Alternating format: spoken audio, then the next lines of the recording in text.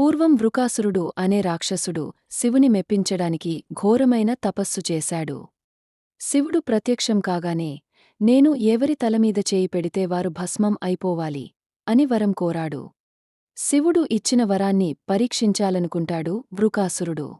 అందుకని శివుని శిరస్సుపైన చెయ్యి పెట్టి పరీక్షించాలనుకుంటాడు వృకాసురుడు. భయపడిన శివుడు వృకాసురుడు నుండి దూరంగా పారిపోతూ లోకాలను రక్షించమని విష్ణుమూర్తిని వేడుకున్నాడు. అప్పుడు విష్ణుమూర్తి జగన్మోహనకరమైన మోహిని రూపంలో భస్మాసురుడి ముందుకు వచ్చాడు. ఆమె అందానికి ముగ్ధుడైన రాక్షసుడు శివుడిని మరిచిపోయి ఆమె వెంట పడ్డాడు. నాతో సమానంగా నాట్యం చేస్తేనే నిన్ను పెళ్లి చేసుకుంటాను అని మోహిని షరతు పెట్టింది. నాట్యంలో మునిగిపోయాడు భస్మాసురుడు. నాట్యంలో మునిగిపోయిన భస్మాసురుడు మోహినిని అనుకరిస్తూ తన చేయిని తన తలమీదనే ఉంచుకున్నాడు. మరుక్షణమే భస్మాసురుడు మంటల్లో చిక్కుకుని భస్మమైపోయాడు. విష్ణుమూర్తి తన అసలు రూపంలోకి వచ్చి లోకాన్ని రక్షించాడు.